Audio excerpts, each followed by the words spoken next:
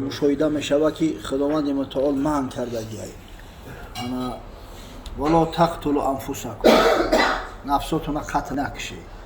جای اومده است که انا ولا بیایدیکم الی تهلکه، چخیله ایشان خوری ولا بعد میگه بیایدیکم الی تهلکه. امون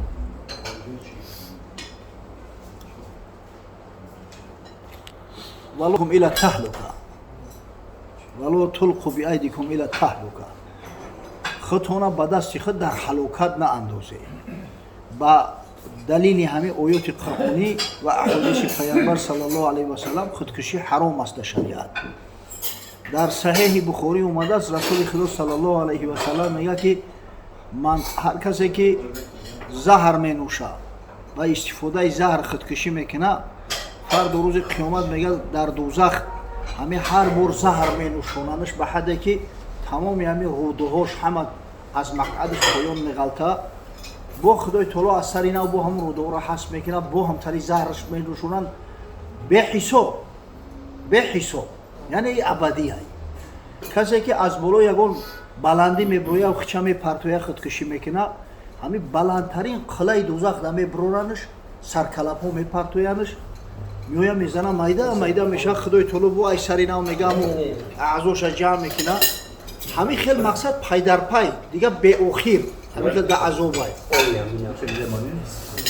و هر کسی که با زخم خچه میکشه، خوب با اسلحه آتشفشان باشه، خوب خلات اروژه باشه، هر باره میگه با همون اسلحه‌ای که خچه کشته است با همون میکشنش. یعنی مثال با کورد زده باشه، کورد قطعی خچه چوکش میکنن، خدای تعالی ای سر اینا با درست میکنه و اعضای بدنش با همین خیلی همین عذاب دائمی ای پیوسته ای، هرگز عذاب قطع نمیشه. از همین خاطر شخصی که مقصد سالم ای، کسل نیست ای، با وجود او خودکشی میکنه، میگن که از جانب پروردگار دیگه بخشیده نمیشه. این سخنه که آدمی که علم داره و اگر خودکشی کنه و یا هیچی نمیگن، آدمی که سواد نداشته باشه او را مقصد که براش مشکلی ایجاد میکرده باشد، این گپی جاهلانه ای، گپی عوامانه ای. همیشه هنگام ارتکاب جنایت شخصی که دانسته میکنه گناهش وزن‌تر است از آدمی که ندانسته کنه. همیشه کار همیه، قاعده همیه. هل یستوی الذین یعلمون و الذین لا یعلمون؟ آیا برابر هستند کسایی که میدونن دانسته میکنند کسایی که نمیدونن و ندانسته میکنن؟ هیچ وقت یا برابر نمیشوند. سوال و جوابی کسایی که دانسته میکنن پیش پروردگار بسیار وزین است. ولی بعضی عمل است یک شخص نمیدونه که یک گپی کفر است، اگر ندانسته گفت گناهکار میشود، توبه باید کنه، اما حکم به کفرش نمیکنن. نمیگن وای کافر شد، خونش حرام شد، زنش طلاق شد، اما شخصی که میدونه که همین سخنی کفر است با وجود همون تکرار میکنه، خلاص او میگه که از دایره الاسلام خارج شده است، کافر شده است. برای این گپ اصل نداره. خب مسئله آدمای خودکش، رسول خدا صلی الله علیه و سلم شخصای خودکش جنازه نکرده است، حضرت جنازه شون نخوانده است. انا حتی یک شخصی در همین سیر شریف پیامبر صلی الله علیه و سلم میآید، در همین جنگ احد و همین منافق طبیعت بوده است. پیغمبر خدا صلی الله علیه و سلم بعضا میگو که همین منافقای میگفتن که آدم خوبه، خدمتگار، جان سپار. در همین جنگ احد هم به حد جنگ سخت میکنه همین شخص. یعنی یک چند نفر حتی به قتل میرسونه از مردم مکه، از مشرکای مکه. عاقبت الامر زخمی بسیار میخوره، میافته. انا شخصی از اصحاب پیامبر صلی الله علیه و سلم از نزدش میگذشت، میگه که جنت برای تو گوارا بود. من میگه که کدام جنت؟ من باور ندارم به این گپا، نعوذ بالله. کدام جنت؟ و خیلی میگن برای چی نباشد میدان اومدی و جان سپاری کردی، اینقدر عذاب کشیدی. و من به خاطر ننگ و ناموس قومی اومدم که از مکه مکرمه به دیار ما جنگ اومد، یعنی مردم من ایروی ناموس تعصبم خواستم جنگ کردم. من به خاطر دین دیانت جنگ نکردم. و قدرت پروردگار همین شخص از شدت ана ҳазрат саллаллоҳу алайҳи ва саллам ҳамун ҷанозаи шахсои чиза намехондааст, одамои худкушӣ мекунанд. ака дар мазҳаби имоми аъзам Абу Ҳанифа чизе ки дар китобҳои фиқҳӣ омадааст, мега агар яқинан дониста шавад ки ҳамун муъмин аст, ҳамун одаме ки худкушӣ кардааст муъмин аст, беҳтараш ҷанозаша бихонанд, ба хотири он ки ҳамун чӣ бигем ака, ҳамун фасодаш фақат дар худаш асар кардагиай, зиёнаш ба дигарон расидаасту фақат ба худаш расидааст. баъд ҳар қавмеро диде ки ба худ хеши табор доранд, қабила доранд, як касе ки ҷаноза накарда фитнаҳо мешава, байни мардум фитнаҳо мешава. аз ҳамин хотир агар ба шарте ки ҳамин яқин боша ки ҳамун шахсе ки худкушӣ кардааст ҳақиқатан мусулмон ай, атеист нестай, бедин нестай, зардуштӣ нестай, бутпараст нестай, ё муртад нестай, мутаассифона муртадонам дар ҷомеа зиёд шиданд. ҳамун шахса беҳтар он аст ки ҷанозаша бихонем. ака ие ки азобша мебина агар ба шарте солим боша, касали васвос надошта боша, и яқинӣ ай. аммо ие ки мақсад модом ки муъмин астай, ҳамун ҷанозаша бихонам беҳтар ай. пайғамбари худо саллаллоҳу алайҳи ва саллам мега ассалоту воҷибун ала кулли муслимин мот барран кона ав фоҷиран ва ин ҳуа амила алкабоир. намози ҷаноза воҷиб мешавад бар мурдаи ҳар мусулмоне ки мурд, хобе нек бошаву хобе бад, ҳатто агар чанде муртакиби гуноҳи кабирарам боша. баъд аз худи ҳазрати имоми аъзам Абу Ҳанифарам дар як ривоят омадааст, дар китоби Равзулфоиқ ман дидам, ҳазрат бо ами хавориҷ баҳс мешава атрофи ду нафаре ки якташ амтари худкушӣ кардагиай. ана омадааст мега ҳамун соҳиби китоб мега ки рувия анна Абу Ҳанифа кона ҷолисан фил масҷид. ривоят мекунанд ки ҳазрати имоми аъзам Абу Ҳанифа боре дар масҷид нишаста буд. фадахала алайҳи тоифатун минал хавориҷ шоҳирина суюфаҳум. як тоифае аз хавориҷ мега дохили масҷид шидан бо шамшерои бараҳна, шамшерои аз ғилоф кашидагӣ. ҳамун шабу рӯзо хавориҷ куфара гирифта буданд, ғасб карда буданд. ака ҳазрати имоми аъзам Абу Ҳанифа дар ҳамун шабу рӯзо машҳуртарин шахс дар куфа буд аз биёни уламо. бунами наздаш омаданд, гуфтанд ё Абу Ҳанифа насъалука ан масъалатайн ин аҷабта наҷавта ваилло қаталнок. ду масъалаи гуфтанд мепурсемад, агар ҷавоб гуфтӣ ҷонта харедӣ, агар не мекушемад. ҳазрат га ноилоҷа ёхӣ, гуфт савол кунед.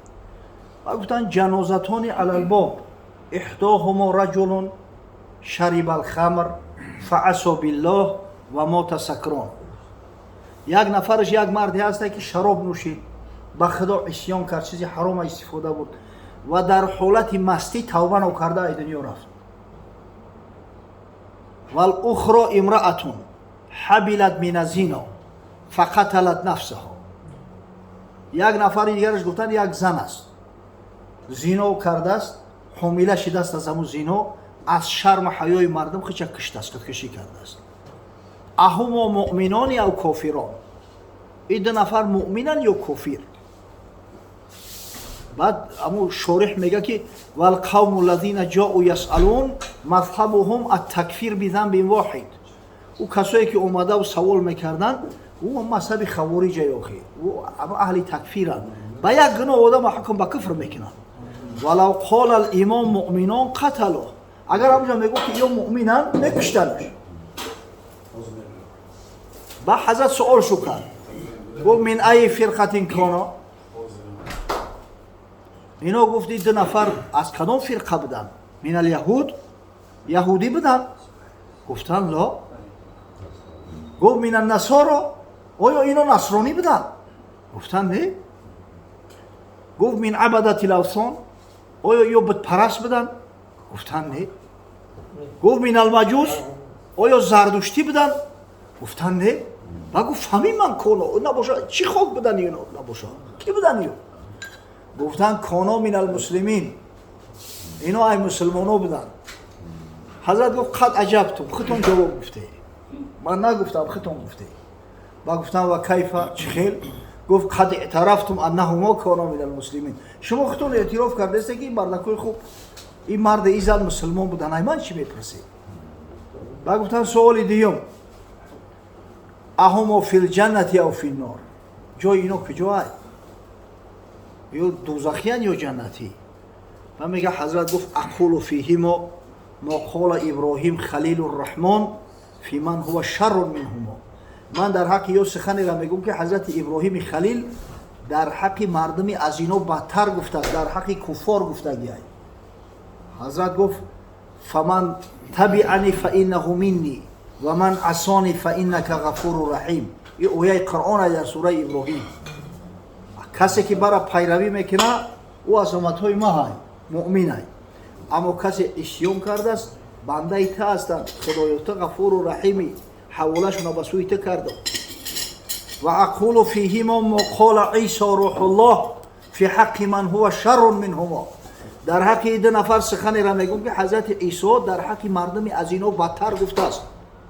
در حق یهودی ها و در حق رومی های مشرک گفتگی است حضرت عیسی گفت این تعذبهم فانهم عبادک و این تغفر لهم فانک انت العزیز الحکیم خدایا اگر عذابشان بدی حق داری ملکی تای نافرمانی کردن اطاعت نکردن نه اگر ببخشیشون هم حق داری آخی تو مقصد عزیزی غالیبی با حکمتی میگه دیگه چیزی نیفتن بگن آخی اویای قرآن چخیر تکذیب میکنی نعوذ بالله آخی و میگه فخجلوا و خرجوا علی المسجد با هم خجالت زده از مسجد خارج شدن با روایت حتی اومده است که میگه حضرت نماز جنازه شو نخوند برای همین به ظاهر روایت در مذهب ما میگن که شخص خودکشی کرده است این فسادکار است این فاسق است اما فسادش و فسقش فقط در جان خودش زیاد رسونده است در جامعه که ضرر نداره جنازش میخونن این شخصی که اگر به شرطی که غارتگر باشه غارتگر انا مقصد که گرابیتل باشه او را جنازه نمیخونن خوبه در جنگ کشته شود خوبه که زنده به قپانش بکشنش در اسلام جنازه او را نمیخونن برای فساد او بدبخت برای همه در همه تاثیر داره اما آدمی که خودکشی میکنه خودش خچه میکشه بله اگه او جزاش مقرر معین است در شریعت اما از بس که همون فسادش و فسقش در دیگران تاثیر نداره به همین خاطر میگن بهتر که نماز جنازه شب بخونن اگه یک کار است که همین جام بسیار شیرینه یاخی خیلی همون آدمی سالم خیال میکنه خودکشی نمیکنه آدمی که عقلش در جوش باشه بیماری های عصبی خیلی از زیادتر مردم نمیفهمن میبینی همین آدمی چور اشکالش بتون حتی دل دور نمیره که همین مقصد که همتری یکان بیماری داره نسم هم دلی همون شیزافرنیک هست همتری وسواس داره عادتا همین در همون حالت همون وسواس همین کارو را میکنن اما با هر وجه صورت در همین خونه همین مسئله را سخت‌تر گفتن در کار مؤمن باید خودکشی نکنه در چی پلاژی نباشه حضرت از این خبر چی کردن جنازش کردن نه تاثیر جنایت میشد